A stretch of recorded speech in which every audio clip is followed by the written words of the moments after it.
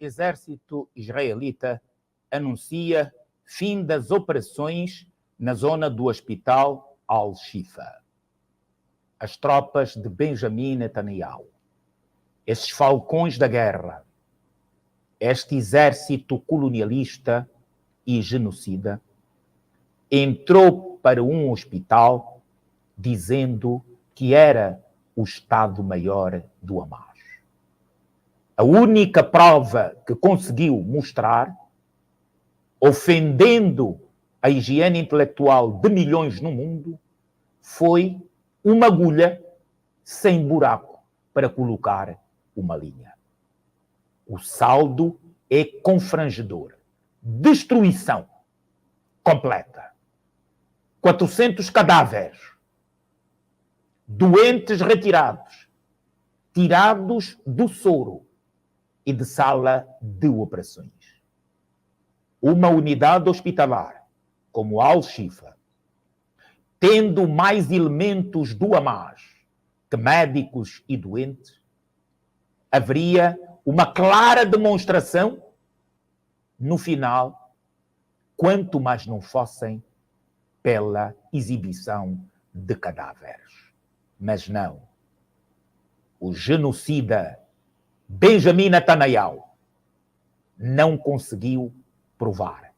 Pelo contrário, assassinou também 7 membros de uma organização de apoio humanitário que distribuíam comida. É a barbárie. A desculpa nada justifica. Foram em 3 momentos, num espaço de menos de 5 quilômetros, que 3 viaturas devidamente identificadas foram bombardeados por estes falcões da guerra. É preciso parar Netanyahu. É preciso que o Tribunal Penal Internacional, tal como o fez com Vladimir Putin, faça com Benjamin Netanyahu, pois não pode haver brancos de primeira e brancos de segunda. Não pode haver países de primeira e países de segunda. Não pode haver assassinos de primeira e assassinos de segunda. Eu tenho a plena convicção que não é todo o povo de Israel, mas uma grande parte é sim racista.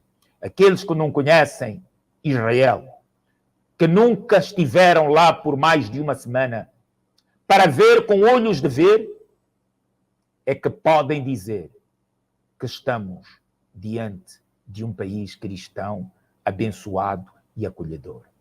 É uma religião discriminatória, tal como é o fundamentalista islâmico. É o mesmo patamar. E eles, estilo de superioridade, eles são superiores a todos que os circundam. Tudo pelo apoio cego e abjeto de um país que deveria ser moderador. Estados Unidos, que cada vez mais vai perdendo, para a tristeza dos seus cidadãos, por causa da política dos governos, vai perdendo respeitabilidade no mundo. Daí que o Níger tenha acenado para eles fazerem go out.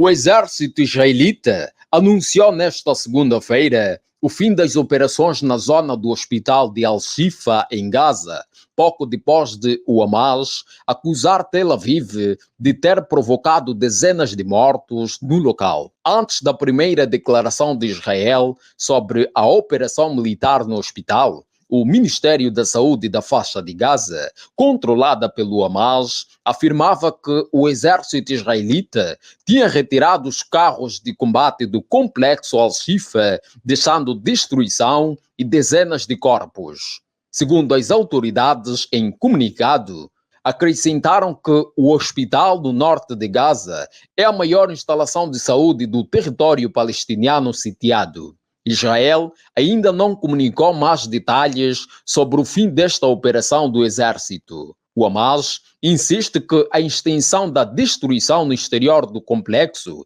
e nos edifícios que o rodeiam é muito significativa.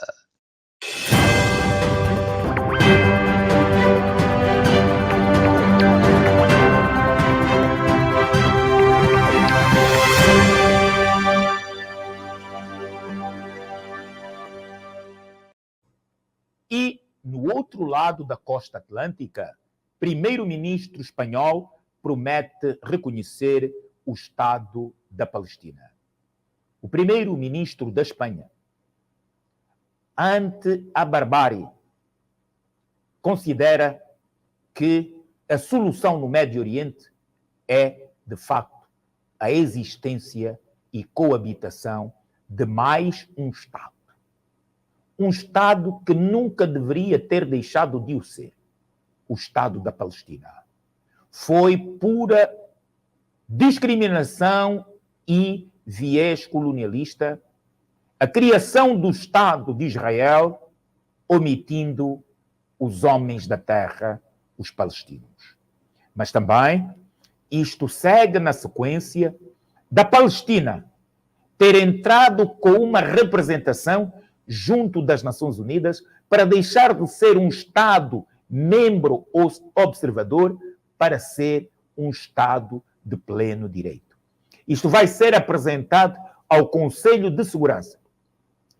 Naturalmente, terá a resistência dos Estados Unidos. Vejam essa dualidade. Mas esta primeira incursão conta com mais de 55 países árabes, outros tantos países do Médio Oriente, do Brasil, da África do Sul e de poucos mais. Angola, envergonhadamente, nada diz, porque se compromete com Deus e o diabo.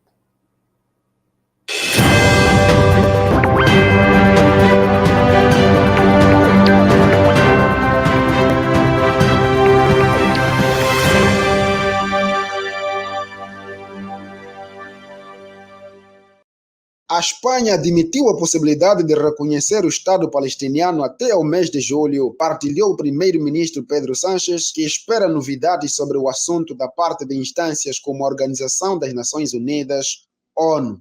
Sánchez fez estas considerações na segunda-feira, numa conversa informal mantida com jornalistas a bordo do avião oficial, na viagem à Jordânia, onde iniciou um périplo por 3 países do Médio Oriente para abordar a situação na faixa de Gaza e o conflito israelo-palestiniano. O primeiro-ministro espanhol, reconduzido em novembro do ano passado, já tinha dito, em diversas ocasiões, que avançaria com o reconhecimento do Estado da Palestina na atual legislatura, indicam os meios de comunicação social espanhóis. Na semana passada, Espanha, Malta, Eslovênia e Irlanda afirmaram que estão prontas para reconhecer o Estado da Palestina e insistiram que é necessário um cessar-fogo imediato na faixa de Gaza.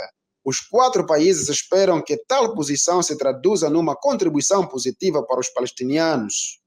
Na conversa com os jornalistas, Sánchez afirmou que o reconhecimento do Estado palestiniano antes do fim do primeiro semestre deste ano pode ser feito com uma decisão no Conselho de Ministros sem passar necessariamente pelo Parlamento espanhol. O primeiro-ministro está convencido de que entre abril e junho haverá novidades relevantes no cenário internacional, sobretudo dentro das Nações Unidas, relacionadas com o atual conflito entre Israel e o grupo radical Hamas, que controla o território palestiniano na faixa de Gaza.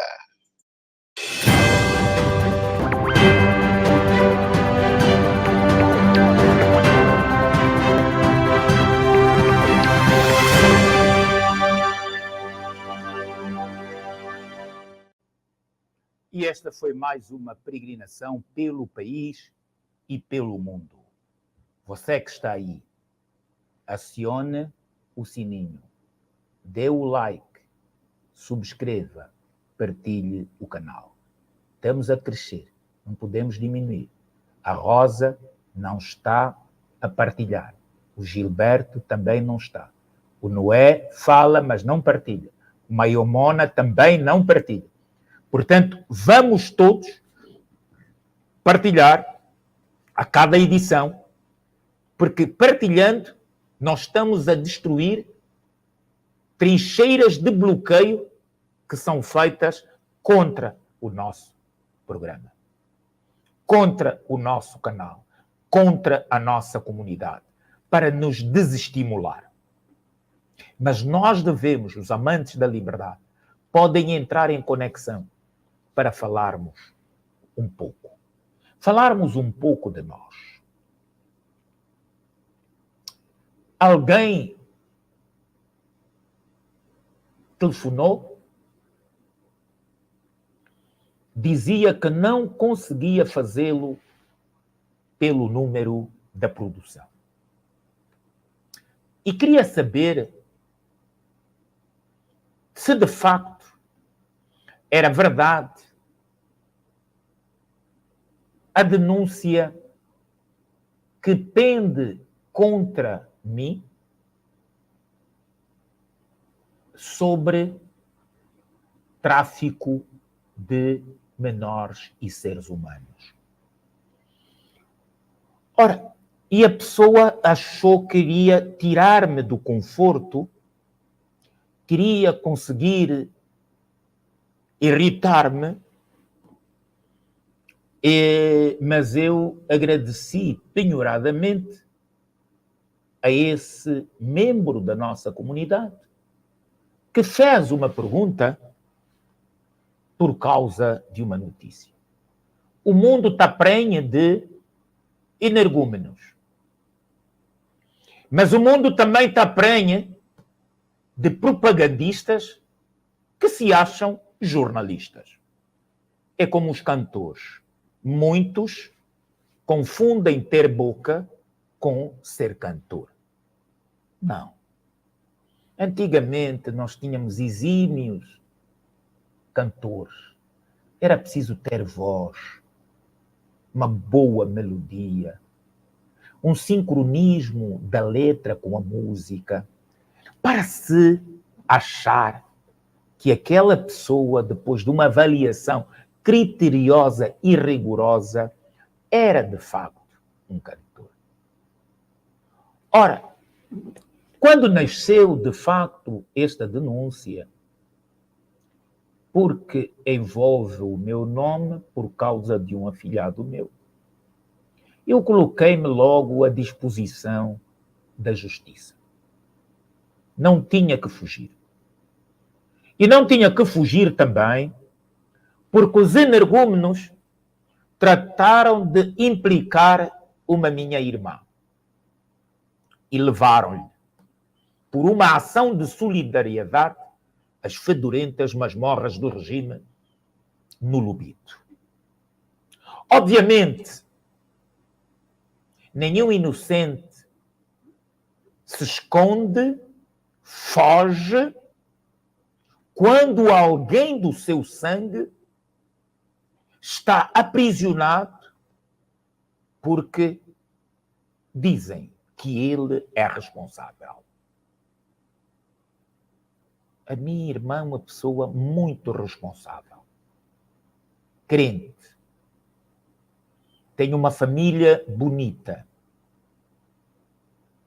mas o diabo, quando quer destruir as famílias, as amizades, penetra muitas vezes da pior forma. Bom, e a verdade é que depois da intervenção judicial, de se ver os prós e contras, ver que ela acolheu apenas uma pessoa que dizia ter muitos filhos e querer ajuda, de um afilhado meu querer adotar uma criança, e ela estava disposta. Então, o que é mais fácil? O que é que chama mais a atenção? O afilhado ou o William? E vieram para o William.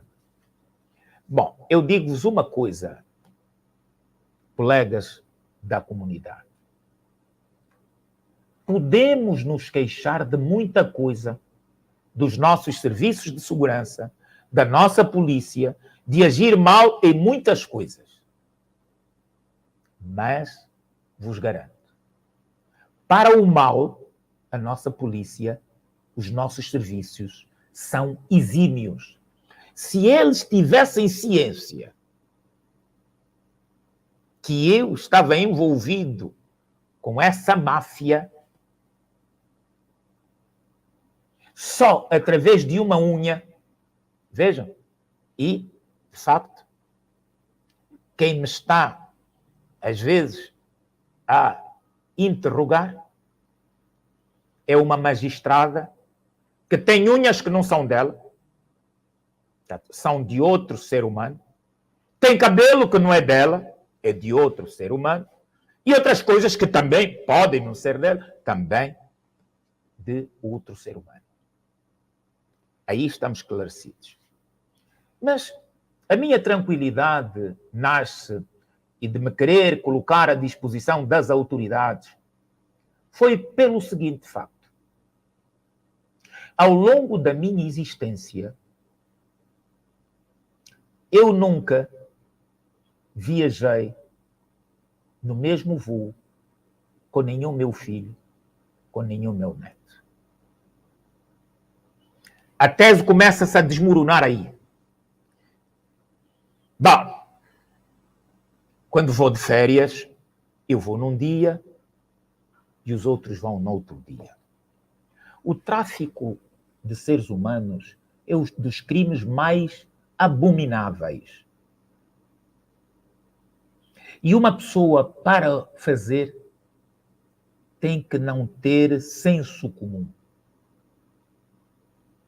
Bom, mas dizem, não, mas isso foi uma pessoa que fez investigação. É preciso respeitar a sinalética de determinadas palavras. E, de facto, nós temos muitos agentes secretos, pessoas más, que se dizem jornalistas e são altruístas que não jornalistas. Então, eu recuso-me a ser confundido com propagandistas e outrosistas malévolos. Estou à vontade. Mas também saibam, comunidade, que todos os anos o regime lança uma pérola contra William Toné. Há 49 anos, por exemplo, eles dizem que eu faço extorsão financeira. Estão a ver? Extorsão. Ele faz as notícias porque vai extorquir generais, ministros. Ora, os ministros aqui revezam-se como as fraldas. Então, eles, quando já não estão no poder, não poderiam dizer que, olha, o William fez-me extorsão, aquela matéria, eu estava a ser acusada, não passou por causa disto e daquilo. Que diabo? Eu sou assim tão bom que passo 49 anos a extorquir, a corromper e ser corrompido, e são os outros que são apanhados com caixas térmicas a refrigerar os dólares? Que diabo, alguma coisa está mal. Pois parece outro ano. Não. É especulador. Que diabo. Tem uma atividade comercial, vamos lá. Vamos ver. Faz especulação o quê? Comprou o copo a quanto?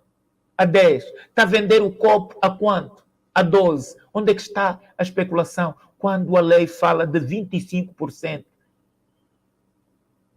entre o grossista e o retalhista. Bom, todos os anos. Depois aparece um outro ano. Não! O William não é nada formado em direito. Quer dizer, pô. E então vem de manhã, à tarde e à noite a televisão, o William não é formado em direito. Papapá. Pô, duas coisas. Num país de terror, de mal, onde a comunicação social pública é também um centro de assassinato, de caráter, quer de colegas e não só, sem ter tido voz. Se eu tivesse passado a cabular, se eu tivesse passado a comprar anos e diplomas, naturalmente que eu estaria hoje no mundo da delinquência, no mundo do alcoolismo, porque teria vergonha. Mas não, predispus-me a discutir em televisão nacional controlada por eles, para vermos quem tem efetivamente e quem não tem formação em direito. Onde é que estão? Fugiram. E nós vimos. Quem questiona a minha formação é 3 vezes mais incompetente do que eu. Eu não sou competente, mas não sou 3 vezes incompetente como quem me acusa. E estou aqui. E por quê? Porque consigo lecionar no exterior do país, sem cunha, sem padrinho na cozinha. Porque eles tiram-me este diploma, mas o verdadeiro diploma está aqui, ninguém me tira. O verdadeiro diploma é este. Que eu chego em qualquer país, chego na América, chego na Inglaterra, chego na França, com as mãos a abanar e digo, eu sou jurista. Porque eu sou jurista do mundo. Não sou jurista do Kazenga. Não sou jurista do Sambizanga. Não sou jurista que tem vergonha de se assumir como tal em qualquer praça pública. Vamos discutir direito. Esses que diziam que eu não era, o que é que têm feito para a justiça deste país? O que é que eles produziram para a justiça deste país? Se não esta violência. Não conseguem há 49 anos ler uma norma e assassinam centenas e centenas e milhares já de pessoas. O artigo 47. Não conseguem interpretar.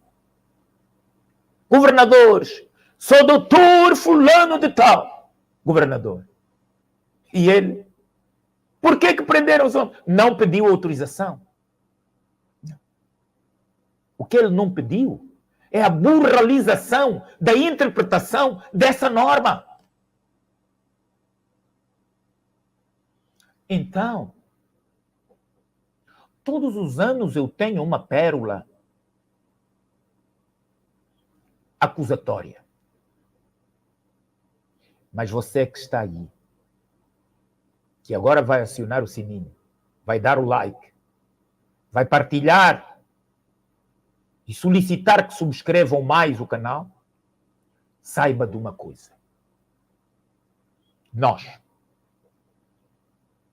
aqueles que viemos do andar de baixo, aqueles que não têm apelido de família, aqueles que nasceram no mato, cresceram no mato, aqueles que têm higiene intelectual mesmo da zona urbana, que abominam a injustiça, amam a liberdade, nós temos que estudar 3 vezes mais. Temos que nos aplicar muito mais. Porque eles discriminam. E nós temos que mostrar. Se estamos aqui, é porque ainda conseguimos resistir. Não se preocupem que as pessoas nos descaracterizem. Não o fazem. Porque não conseguem estar à nossa frente. E dizê-lo e prová-lo. Porque a incompetência sempre se esconde. Os bufos vêm desde o tempo colonial. Têm uma pele de cordeiro, estão conosco à mesa, mas apunhalam-nos. Perderei tempo com energúmenos que fazem acusações levianas que sequer conseguem provar para ter minutos ou likes. Não. Falem todos de William Toné, mas eu estou com a nossa comunidade aqui. Estou com aquelas pessoas que acreditam nos nossos valores culturais, nas nossas tradições, nas nossas línguas, que eles abominam. Por isso é que colocaram de forma pejorativa as nossas línguas na Constituição. Não colocaram, porque tratam-nas como dialetos de origem africana. Deviam ter vergonha estes senhores que se dizem os grandes doutores e cultores de direito, que colocam o costume de forma ofensiva na Constituição, que colocam de forma ofensiva as línguas na Constituição.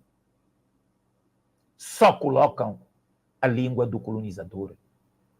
Não têm a memória nem respeitam a história. O MPLA, se respeitasse a história, se soubesse o que é a história, por exemplo, nunca, mas nunca mesmo, o nome da moeda de Angola seria o Kwanza. Não. Mostra complexo, submissão, desprezo pela primeira moeda de um reino importante que habita este espaço denominado Angola, o Zimbo. Se eles tivessem memória e orgulho daquilo que nós contribuímos para a ciência, para a economia mundial, diziam, cara, temos aqui a nossa moeda. É a moeda dos nossos ancestrais. Vamos valorizar aquilo que é nosso. Não. Criaram o Kwanza. Que quando a moeda fura, ela mete água por todos os lados e não tem valor. Mandam-lhe fazer uma emissão de nova cédula para tirar uma fotografia e a cédula que apresentam não tem valor. É um plástico que se esfrangalha, perde a cor, saem as letras. Bom, é esta raiva que move muita coisa. Mas hoje, dia 3, realizou-se aquilo que poderia ser considerado algo do dia das mentiras. O governo decidiu notificar as centrais sindicais para uma reunião. E os sindicalistas lá fora, ciosos do seu dever, para discutir uma pauta com o governo. Porque eles são parte deste Estado. Eles são membros do Estado. E então vocês sabem o que é que aconteceu? A coisa mais improvável. No dia 13 de março, antes da greve, foi produzida uma ata com aquilo que deveria ser discutido e por todos aprovado. Esta ata foi assinada pelos representantes do titular do Poder Executivo.